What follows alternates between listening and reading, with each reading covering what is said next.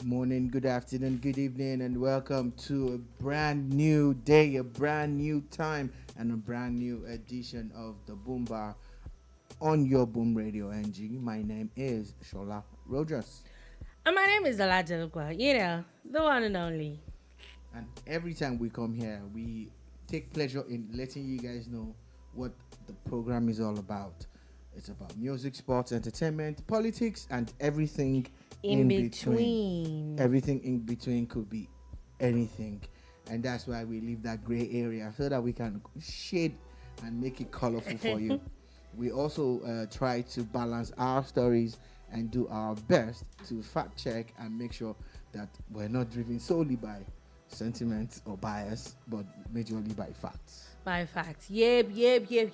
And talking about facts today, basically, we're going to be doing a few things. But one of the major things that we're going to be dealing with, as we know, okay, don't let me say as we know because some people might not know. So, the Independent National Electoral Commission has released the timetable, which has been amended twice, actually. And it looks like this time it's not going to be amended anymore, as today is the final day where all political parties are supposed to upload all their candidates and their affidavits on the INEC website. Once you miss today's deadline for presidential governorship, whatever it is that you're doing, if you miss today's deadline, it looks like nothing is happening. ICPC begin. Oh, okay. So basically, if we follow that that angle, today is the final day. We know that yesterday a lot of parties that had not done their primaries had to wrap up a lot of things yesterday.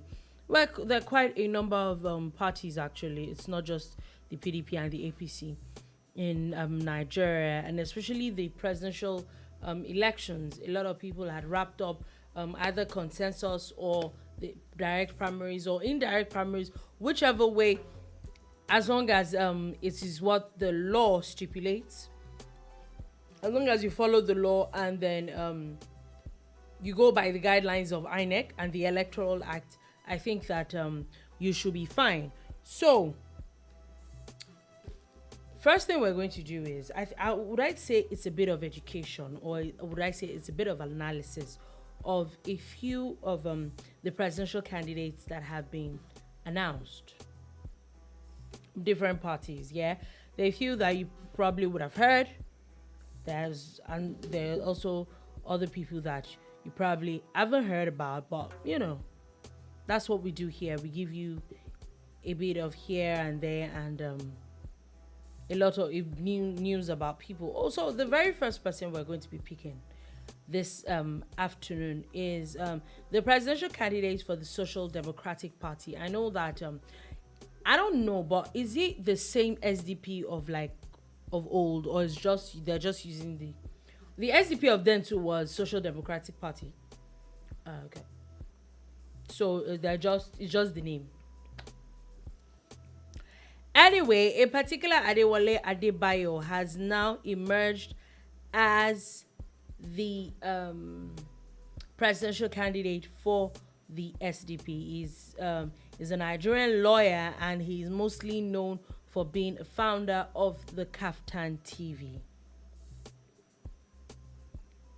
He's from Ondo State, actually, and now we see how a lot of parties or a lot of people are clamoring that the presidency should come back to the south. So I think on the part of the SDP, this is a good move. But I have a question. What is the prospect of SDP this presidential elections? Is that a question for me, or we're You. throwing it open? No, it's you. You. Well, I have to be honest, and based on my knowledge and the fact that I've just followed politics for a few days, I know that there's certain things that you need to put in place. One of the most important things is to have a national spread. to make sure that you are, because in national party. Again, you have to be a national party. And there are 774 local governments in Nigeria. So this is the yardstick and parameters that we're using to judge all the parties. So if your party doesn't qualify or meet up to this standard that we're about to put out now, then the prospects are bleak. So 774 local governments. In the local government, there are at least 10 wards. Yes, between 10 to 20. Yes. So, in the wards, they also have smaller subsets and units and all. Units. Some have 9, some have as high as 15 or whatever. And in every small part of this breakdown that we're giving you, you must have a presence. There must be a ward exco and members of the ward. So what that means is that if you follow the minimum of 10 per local government, you need at least your ESCO. Let's say your ESCO 5, 6, 7, 8 people, and members maybe another 5, 6, 7, 8. So a minimum of like 10 people per ward. So we're looking at let's say you in a local government you have like 10 wards. So we're looking at about representation of about 100 people. Yes. In one local government. Multiplied by 774. Okay, that's about 77,000 people. So, does your party have that number of people first? That's as per membership. You get. Then, you take it a step further. Politics is a game of numbers. Yeah. So the barest minimum is the number that we called out for you. Again, there are over 200,000 polling units. Yeah, about 200,000. Yeah. Polling units. And each polling unit will require at least one agent. One agent, yes. And which means you would require at least 200,000 agents whom are supposed to be volunteers or ad hoc people, but usually party members or family members. And they will not vote. Even if they vote. I've seen places where agents quickly take time out to vote.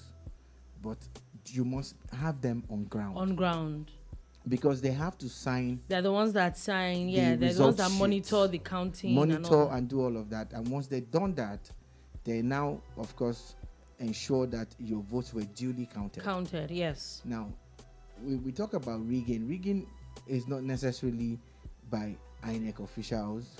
It might be in collusion with some of their ad hoc staff or their staff, but at times it's the agents.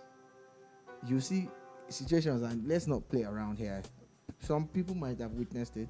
I have observing elections where agents of another party collude with agents of a certain party. It's okay by them, whatever happens. So again, brings us down to the part where we talk about loyalty or what are you paying your agents. What are you paying, yeah. So when you factor this in, you need 200,000 minimum agents. You need presence in every ward. Yeah. And every polling unit. Every polling unit. Ward as per party structure. Yeah. Polling unit as per general election, because people that vote are not all necessarily card carry members. So that's the distinction between the ward, which let's is be as honest per with you. Your party. I think that the number of people that are politicians that are like card carry members of parties are not even up to half of Nigerians. So yeah, there are a lot of people that are not card carry members that are going to vote. And if we go by the facts that were available to us 4 years ago during the last general elections, and with the recent updates, you're talking about close to 90 million registered Nigerian voters, plus or minus. Numbers might be rising, there might be an increase, but we're talking about 90 million plus or minus. It's a figure that you can work with. Yeah. But there's always been voter apathy. So back to your very simple question, because the reason why I've taken time to do this is the same yardstick and parameters that we're going to use to judge everybody that you mentioned on this table. So, how are the chances of the SDP? Where I stand, bleak, very, very bleak, if it exists at all. Okay, yeah, he has said that is very, very, very bleak. if it exists at all. Another person that we're going to be talking about is the presidential candidate for the Young Progressive Party. And the person that has emerged is the son of the Hoinoi of Ebira land in Kogi State, Prince Malik Ado Ibrahim. Is a businessman and a founder of Reset Nigeria Initiative. He got 66 votes against his rival who had 4 votes, Mrs. Ruby Isaac. He had urged Nigerians to put away religious and ethnic diversity for collective development. So we've seen one southerner, and then we've seen a northerner now. YPP seems very strikes a chord. Who was? It sounds popular. There was a time that someone was. This is the Youth Party now. Oh, okay. The Youth Party of Nigeria. You know, there were a couple of people who had touted this to be the next big thing in Nigeria a couple of years ago, and it looked like the party where people were going to really go to, especially when there was a little bit of protest across the nation. I use it a little bit loosely, don't take it literally. So the thing is, that was the party. That was like, oh, the youth party. But again, maybe born out of lethargy on the part of people or the promoters of the party. But for whatever reason, you would find that the youth party or youth party, it did not really fly. Yeah, get off like we thought it would. So if we're talking about the youth party now, we must be talking about who's got their flag. Yeah, that's Ado Ibrahim that you mentioned, right? Mm-hmm. Now, it's interesting. Don't know much about his political career. Seems to be someone who's up to something with the movement that he started and everything. I don't know how powerful that is also. But again, the youth party, if it's indeed the flagship party for the youth, then there should be more buzz about this. There should be more awareness. But again, about it. I do not know the system that they adopted, that someone with 60-something votes becomes the flag bearer. So maybe they had a smaller congress or elective congress where it was deliberate on their path, but I've not really seen much about this party. But I know that at some point someone left the APC. I think it was Garba, the guy who tried to start his own version of Twitter. He left the APC to go to this youth party. Talking about it, I know that he also stepped down again. And my own issue with him is, I'm sorry. As much as there was so much verve, or would I say, don't let me say there was so much verve. We'll say there was perceived verve from him on social media. Yeah? And then I like to be very open and let's balance things out. Everybody keeps talking about there's a particular, which we'll get to at some point, a particular presidential candidate that keeps jumping parties. This Uncle Garba Shehu too. I'm lost. What's your plan? Well, for him, he actually started a fundraiser. Because my impression of Garba Shehu was, oh, then this guy's book stuff is very rich and everything. And when they said that the fund was going to be 100 million for his former party, it looked like it was just going to, write a check. Right. But he didn't write a check. He actually went cap in hand. And I think he was able to raise about 80 something million naira. But eventually he got angry at the party structure. But for me, if you're going to be angry, stay angry all through. For you to have tried to raise money, that means you're frustrated that you did not hit your mark. Again, crowdfunding a presidential campaign has to be from someone who has a lot of clout and a strong network. So you not hitting your 100 million naira target shows that maybe you were not ready to be president.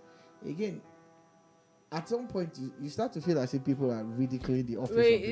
That's it. That's it. Like, Yeah. okay, because everybody, like, there's no discrimination and all that, so everybody just wants to just do whatever it is they like. You think you meet the bare basic, the bare minimum, and then and maybe requirements. Is one of the things that needs to we need to go back to the National Assembly. No, they can't. The seat of the president is, I don't want to call it sacred, but is high up there. Is actually the number one person in the country.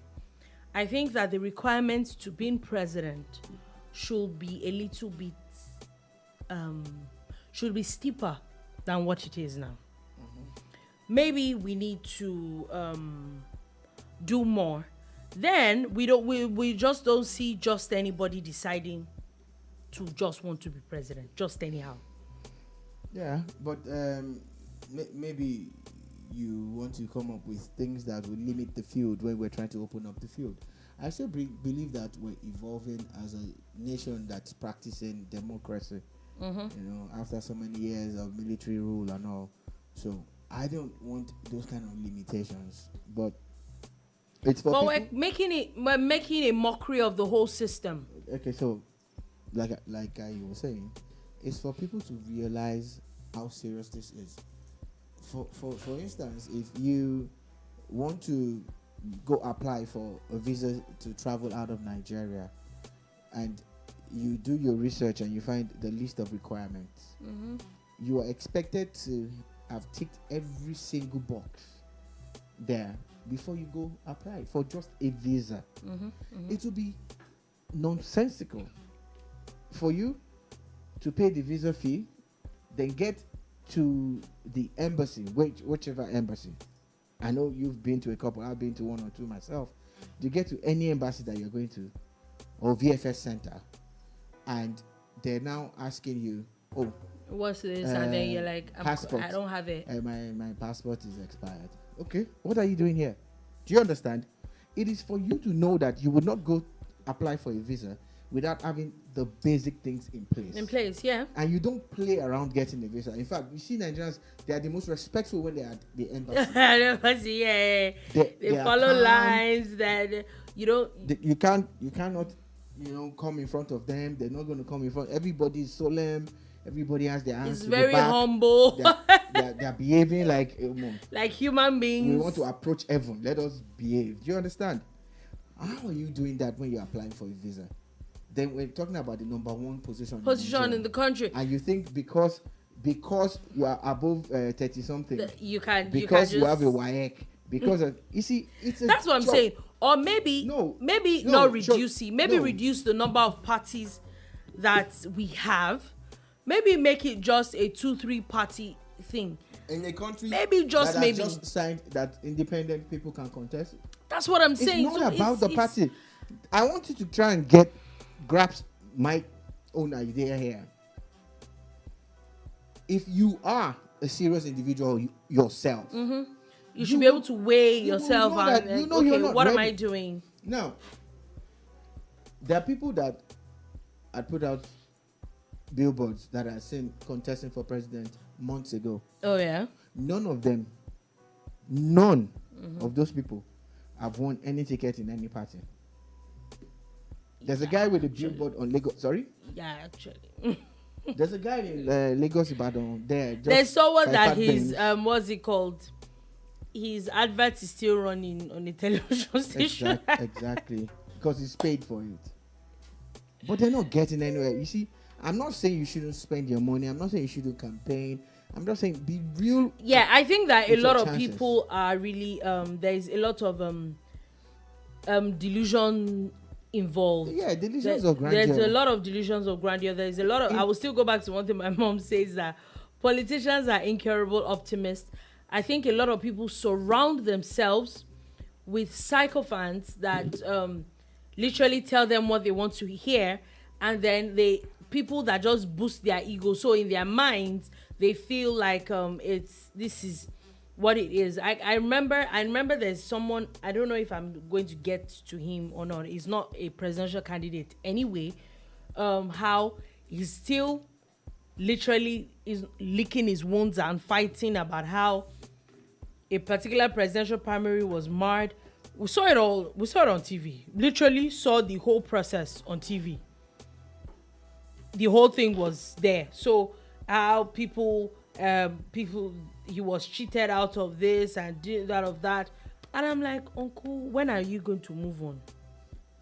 Look, again, a lot of people are just very poor actors. They are acting out a script, and the script is usually written by them for a movie that they are producing and directing and starring in. But when reality hits you and you're really serious about it, until we get to that point, so, but we compare ourselves to America, to the UK. They've been at it for over 400 years. Yes. So they must have gone through this at some Even point. they still have issues. But not this type of issues. You see, not the type of issues where every Tom, Dick, and Harry wants to be president. You get, even when you know that based on your level of I don't think they know. I don't think a lot of people know. No, some of them do know that based on their level of political awareness. You're not getting anywhere. Maybe people are just using it for. You're supposed to be contesting for the post of local government chairman. Of a councillor.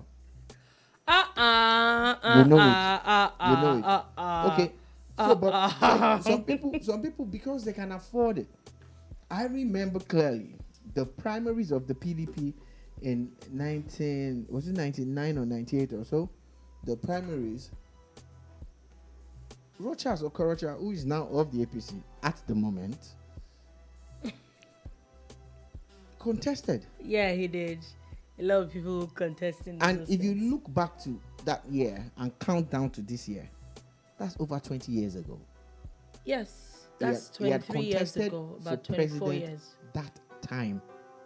Then he came back to be governor of Imo State. Then years after, he became a governor.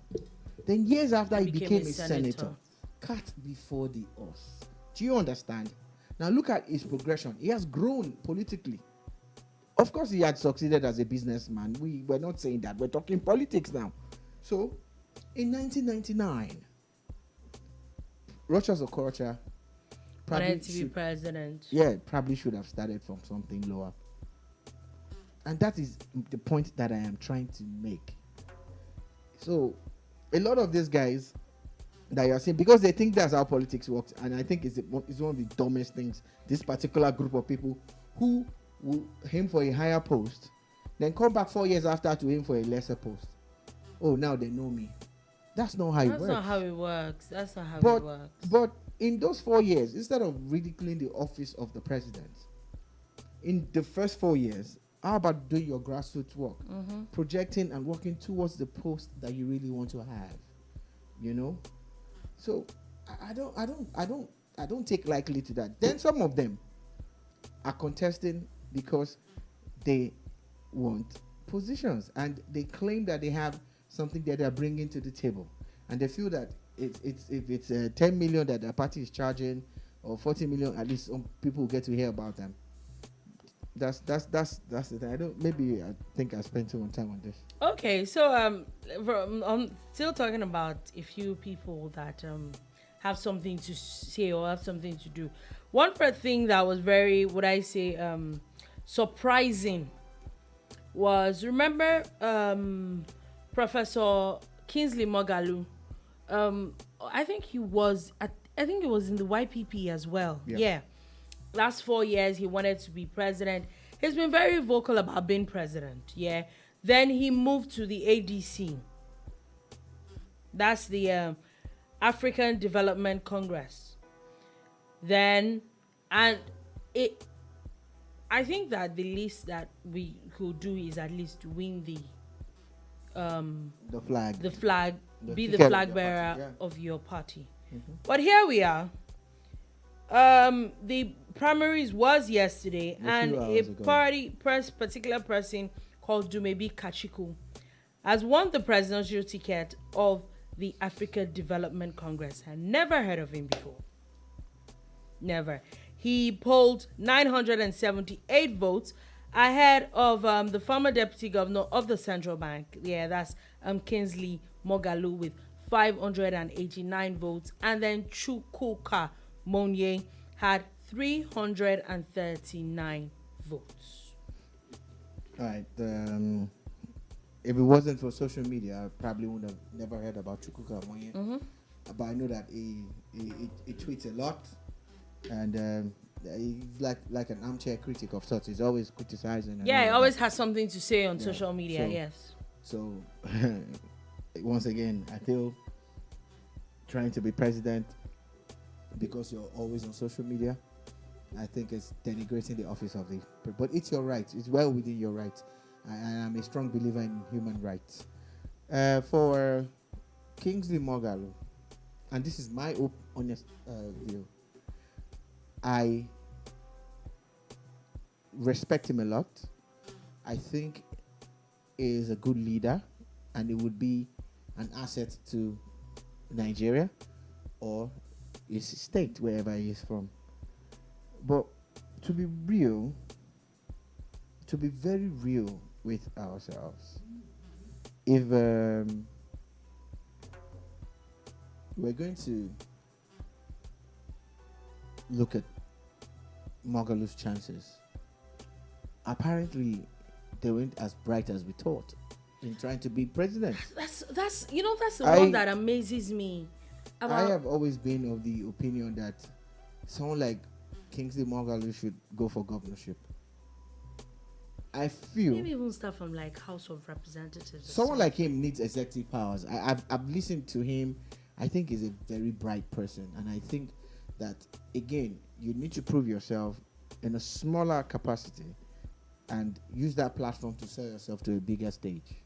That's what you should have done. All the while moving from YPP to whatever. It shouldn't be about presidency alone. It should be about service. That's what I'm saying. That if you you're really not, want to serve, if you don't have a problem with serving, then it should not be. Then you should not be stuck on it. And I don't want to sound insulting or something, but I'm like, okay, you hear these people and you see how smart they sound. And you're like, are these people really, really as smart as they sound? yeah, Because I'm not a professor. If you study, not just study, if you just check, study is the word. If you study Nigerian politics or politics in general, it doesn't even have to be just Nigeria. You know that there's a lot of things which you were talking about earlier. We're talking about when you were talking about structures and a lot of things that are put in place. The truth of the matter is, for another party to come and usurp the APC and the PDP, we've said it 1,001 times. It takes years. It takes structures. The PDP was the ruling party for 16 years. Even the APC has not done 16 years. How did he take the APC? The APC had to be 3 different national parties had to merge. It took the structures of 3 national parties to move the PDP off where they were. And kudos to the PDP and the APC. We're talking about at least 23 years of building structures. 23 years. And then we want to come in months and win an election. And I keep saying it whether we like, I believe my own belief on what I've seen, except for some miracle that the APC or the PDP will not win the presidential elections. It takes structures. So even if you're going to sit down in that YPP and build structures over the years, we see people that project. I know we're talking about this thing like a few days ago about projecting into the future. Like, okay, I want to contest now for this. I might not win, but okay, and then even after you lose, you still keep going back and still doing the grassroots work and still keep laying all the foundation, which I feel that someone like a Moghalu sounds intelligent. I'm sorry, if you sound intelligent and your actions are not intelligent, I'm beginning to check how intelligent you really are. I like to disagree completely with you there. It's actually not a crime to not know how to play politics. Then don't be in it. No. You can learn it. The people that learned how to play politics. Governor Kayode Fayemi of Ekiti State was not a core politician. But you remember that he had a structure behind him, won an election, had to go to court to get his mandate. When he sought re-election, he was unseated. Yeah. He was unseated by a former governor. But is the example that I like to use for people. In the space of 4 years, that man became a proper politician. He went all out, got entrenched in his community.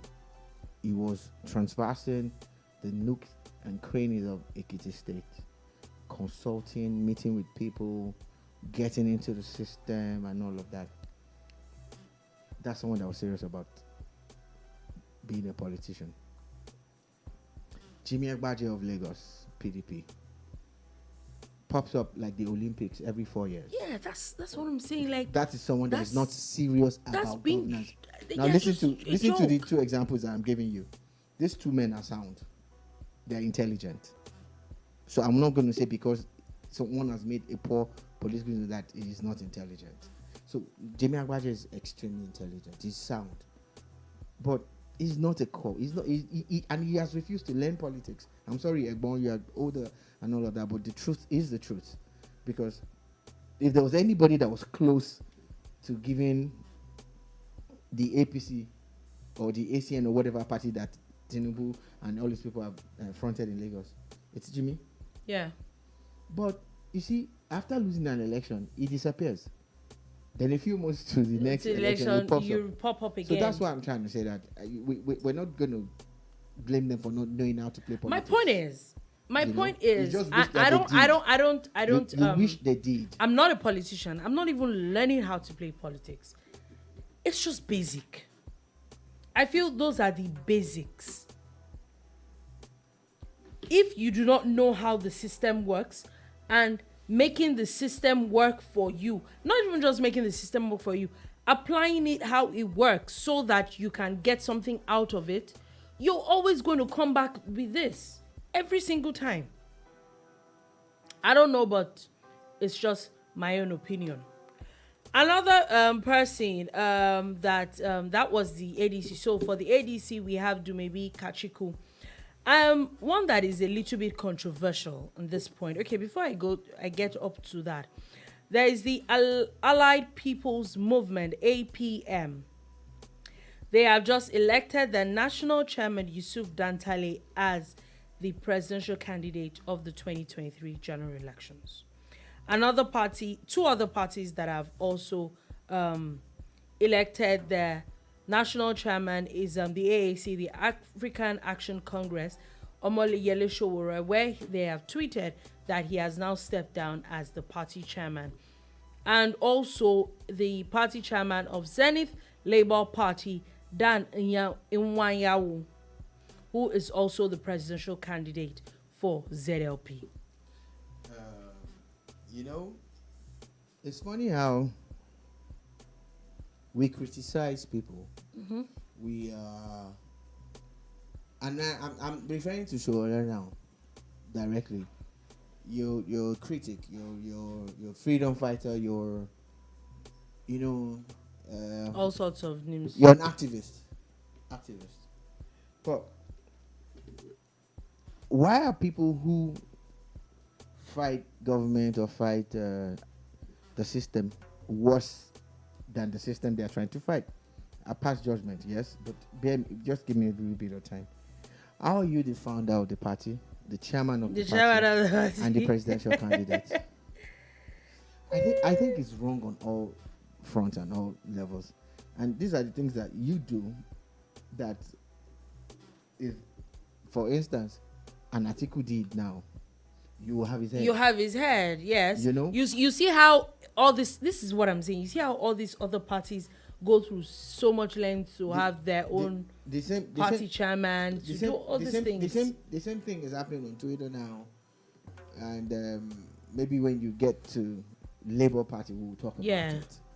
But A bit of breaking news. We've held back from breaking it, but I think it's worth talking about now. The National Security Council has confirmed that ISWAP was responsible for the Owo church attack. The council has announced that the Islamic State West African province is responsible for the attack on St. Francis Catholic Church in Owo, Ondo State, Nigeria, and that at least 38 people have died. And this happened on the 5th of June, 2022. There was a briefing of correspondents at the, Aso Rock. So that was after the meeting with the Security president. Council. And this briefing was done by the Minister for the Interior, Rauf Aregbesola. Like we said, the modus operandi of these guys did look like it was a terrorist attack. So for all the funny gone crazy people in America who were using the Nigerian gun incidents as some kind of argument, this is a terrorist attack. So if you're saying this is what's happening in your country, then good luck to you. Now, to all of us who were quick, and of course I'm not one of them, quick to say it was headsmen or Fulani. Yeah. This is what we keep saying. This is what we should be calming down. Don't be in a hurry to break news. ISWAP is a terrorist body, and it's obvious that they have gained a strong foothold in the southern part of Nigeria for this attack to happen in Owo. Yeah. So, please be careful. I don't want to be a scaremonger, and I don't want to be going into scaremongering, but please be careful. Observe where you are living at the moment. You notice strange faces and strange people. Please endeavor to call the DSS, call the police. If you Google, you'll find their numbers. We're constantly giving out the numbers out here on this station. Please, guys, let us be more observant. These are trying times. If ISWAP is striking in Owo, Ondo State, that means that there's a lot of work to be done. So we must protect ourselves, and information gathering is key. Okay, so you were saying something earlier. Yes, I was. So in essence, though, how is Sowore the chairman of a party and the presidential candidate and the founder of the party at the same time? Isn't your national chairman not supposed to sign your... So now he has stepped down from one post so that he can hold on to one post. Then when he loses, which he will anyway, he's not winning any election in this country as president. And when that happens, he's going to go back and tell the person that the party chairman start up again. Sounds like Vladimir Putin, a mini Vladimir Putin. Let's just say Ondo Vladimir Putin. Wow. But I think that's an insult on Vladimir Putin, because at least Vladimir Putin has something to do. Uncle is doing absolutely nothing. No, he has something to do. Like what? He's the party chairman. And now he's the presidential candidate. Anyway, so those are the three people that are actually like party chairman. The same applies. Anything I've said now about applies to the rest of them. Now we're moving all to what's it called now? Labour Party. Where there seems to be a major issue where Chief Digger Ezenwafo, Samson Uchenna Charles and Peter Obi have all emerged as presidential candidates. Keep in mind, today is the deadline for submission of candidates to INEC. Yes, the reason why we're having this program in the first place is because June the 9th, at midnight tonight, if you've not submitted the name of your candidate, you're not contesting the 2023 elections. You're not. And INEC seems to be very, very firm about this decision that they have taken. Now, we're running down the list of candidates that are available. I'm sure that one or two parties are still in the process of joining the fray, and which, of course, is welcome because they are permitted by law to do it. I just want to mention that funny thing is not one person has come out as an independent candidate. Yeah. Even now that the law Has permits backed it. And for years, people, we should allow independent candidates. There has to be independent candidates. Okay, there are independent candidates recognized by law now. But where are the candidates? Okay, so back to this one.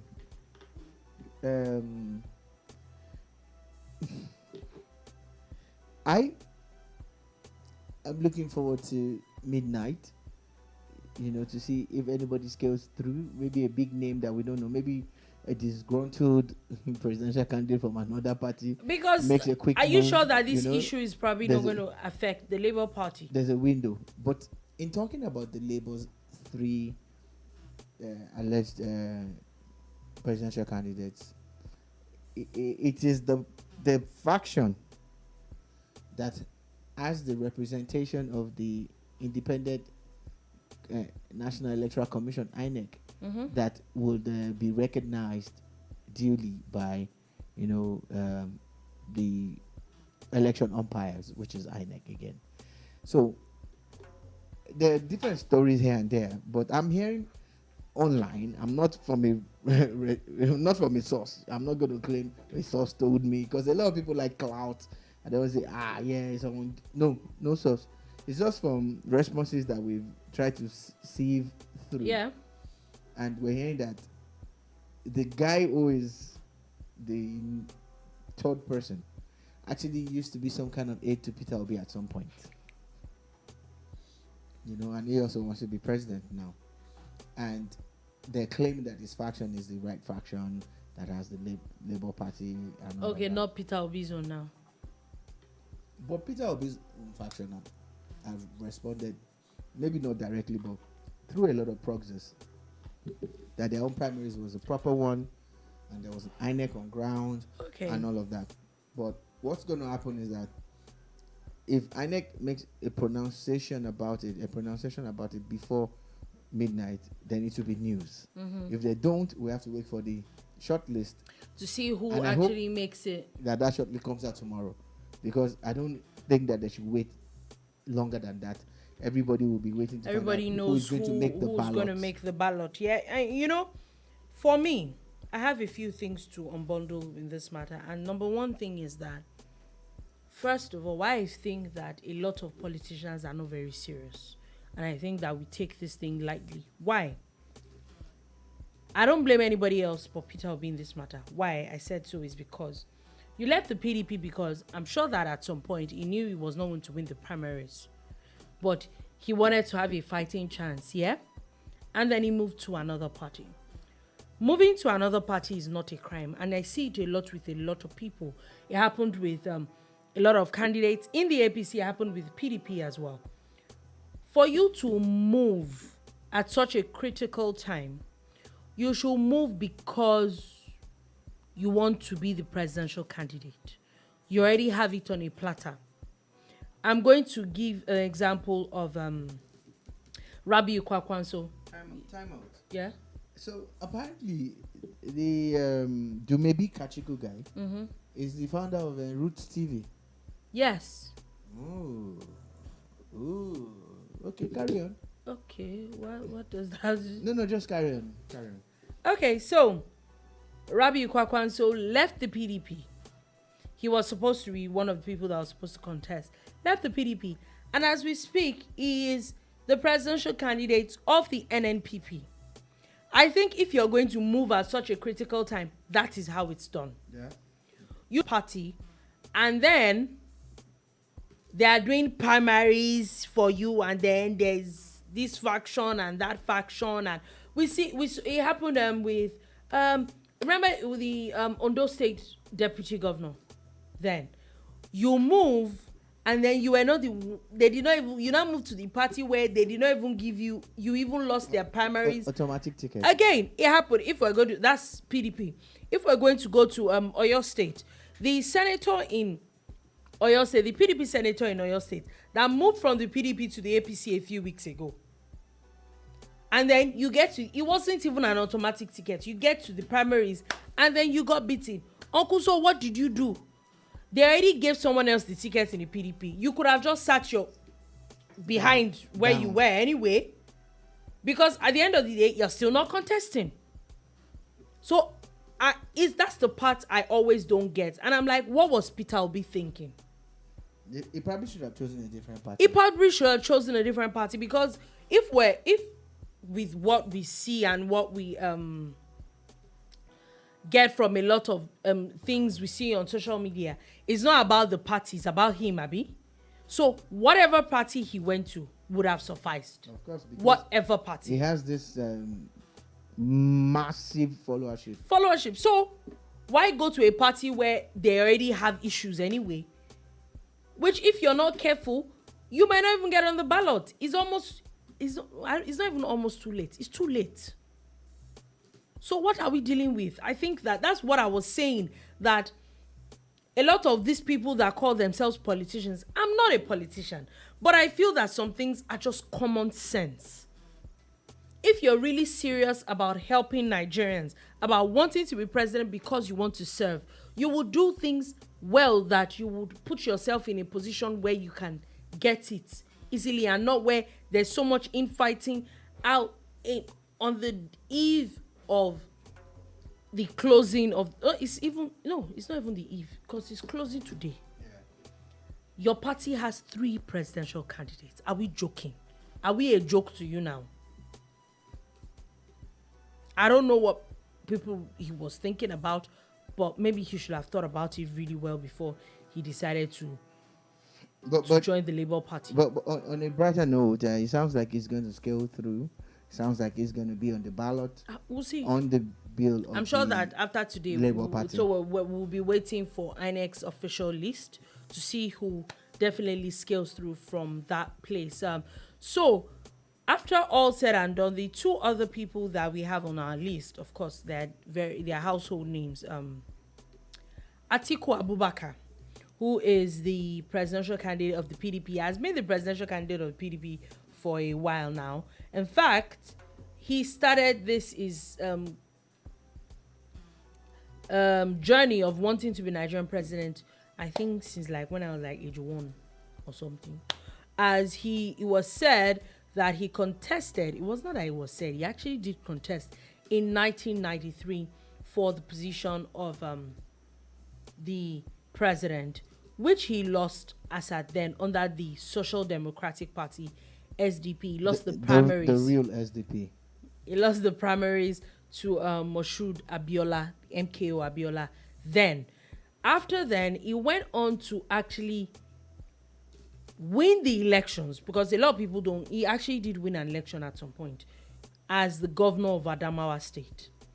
But he never served as the governor of Adamawa State, because he was now picked as the vice president to former President Olusegun Obasanjo as at then.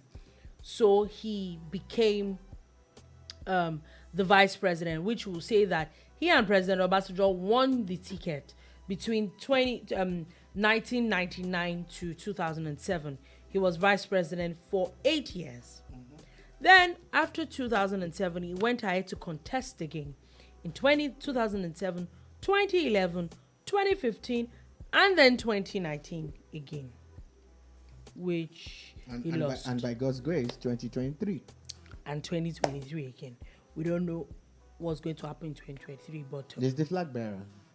Yes, but we don't know if he's going to win. But I said contest. Oh, said yes. Oh, yeah. Yes, he's definitely so he's contested since 2011. He's been contesting every single time, every 4 years, to be the president.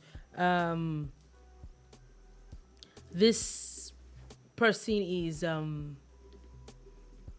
pretty much a very charismatic person. To be honest with you, I wasn't surprised. A lot of people might not want him or did not want him to be the flag bearer of the PDP. But I think that he has fantastic structure. His structure might not have won elections because you also don't know who you're working with. The structure of the other party, that's where the issue comes into play.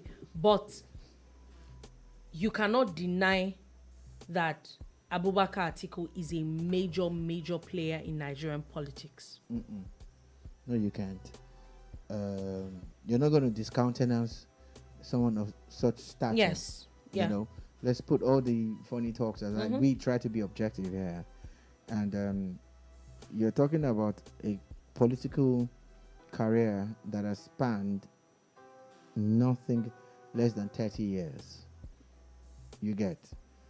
And it's almost unbelievable. It's almost unthinkable. But it's actually true. It is, yes, almost that 30 he years. contested against MKO at the primaries. The primaries. At the SDP primaries. At a time when a lot of people they don't even know their left from their right. At the time where some people were voting for the first time, not just because of their age, but because the military was allowing people vote. Because before that time, the last elections was 1982 or thereabout. Wow. So all through that period, there was an election, there was a coup, and the military were in charge until this June 12, 1992, 91, 93 season. Now, you must respect someone like that. Yes, you don't need to like him. He doesn't have to be your candidate. He doesn't have to be your candidate, but He you can. now did what I said some people had done. Then he saw that he couldn't be president then under a two-party system, but went back to contest for governor of his state and won. But as fate will have it, he was picked for a higher role because the role of the governor is for a state, and the vice president Of course. is a bigger and higher role.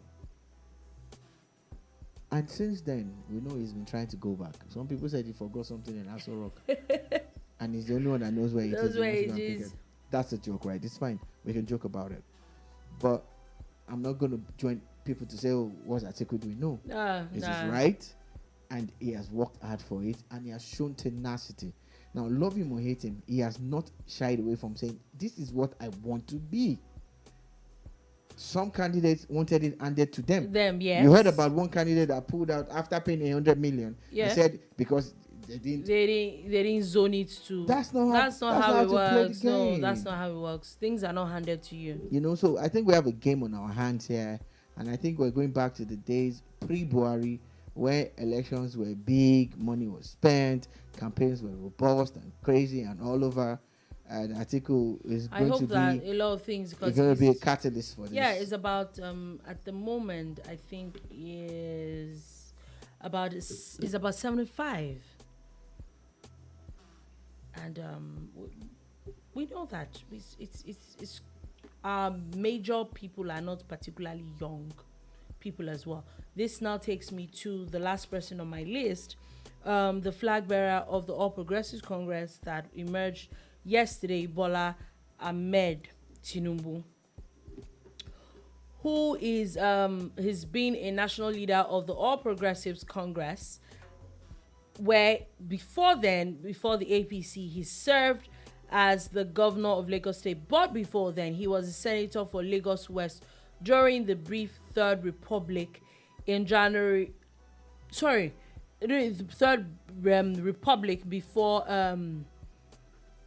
President Sani Abacha dissolved the Senate. Then he was a senator. Then he came back in 1999 and contested to be governor of Lagos State, which he won twice. And after that, he's literally just been it's just been a politician. He has not gotten, or he had not contested for anything else up until now. Like Abubakar Atiku, another dogged fighter, another experienced politician, veteran, governor, and someone who knows the ropes when it comes to politics in Africa, not just Nigeria. You call Bola Tinubu.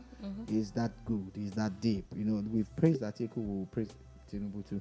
Now, you don't really need to agree with me. In fact, I don't want you. I want you to leave a comment and speak your own mind. I don't mind. It's fine. But you cannot take one thing away from him. he knew what he wanted all along. Yeah, that And he went for that's it. It that's was what we're deliberate. saying. That's what we're He remember the worked conversation towards of building up to what you want. Yeah. Hate him or love him. It just didn't decide I just want to be president now, and this is the thing that I think that a lot of people need to learn, that it's not about the immediate. We don't project into what we want. So yes, I think that we're going to have a very interesting 2023 presidential elections. We have a campaign on our hands. Bola Tinubu started this journey way back in the 90s also, just like Atiku, and he's been at it for a while. Everybody says 70, Atiku is 75, blah, blah, blah, blah. But there's one thing that we must be careful of.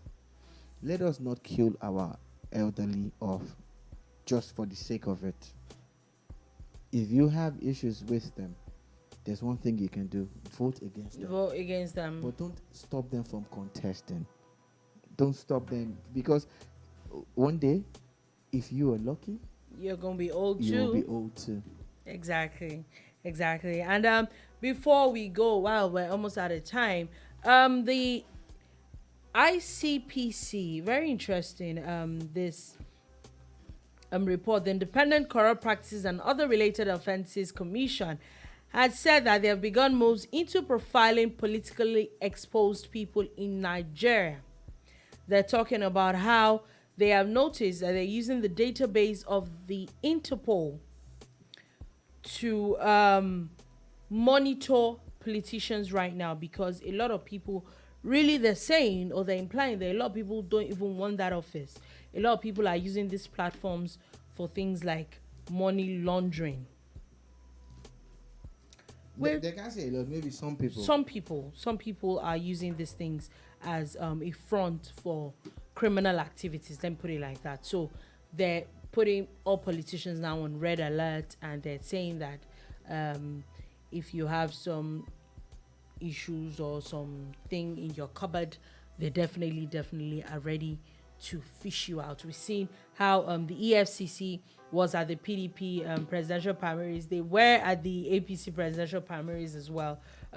So it looks like these financial institutions are not joking this time. And then finally, before we go, sadly today, or would I say thankfully, oh no, it's actually sadly, one person had died today, where a bike man, or what is probably known as Okada, in Lagos had hit someone and he had killed her. And the sad part is that the incident said that the rider was going through a one-way road and reportedly knocked down the pedestrian, who died immediately. They said that youths in the area hijacked motorcycles inside. Not just him. You know, when a lot of these things happen, a lot of these bike men just suddenly come up. So the youth in the area got about 20 of this, and then they burnt them, and they were in a bid to perform a little bit of jungle justice on the guy that hit someone. But thankfully, police got there. Police talking about how in Lagos State they're trying as much as possible to stop jungle justice completely, which I think is a very good move. This rapid response saved somebody's life. At the end of the day, if at least let him have his day in court, and not just do things indiscriminately. So on that note, that is all we're able to take today on The Bar. Thank you for listening. Thank you very much for watching. We'll be back again tomorrow. Tomorrow is Friday, so it is the TGIF edition. It is the new music edition of Friday. There's obviously new music already today, so we're definitely going to have ample time to listen, and then come and do a little bit of breakdown for you, and a lot more things in between on the on boomradio.com.ng. Have a beautiful, beautiful day ahead.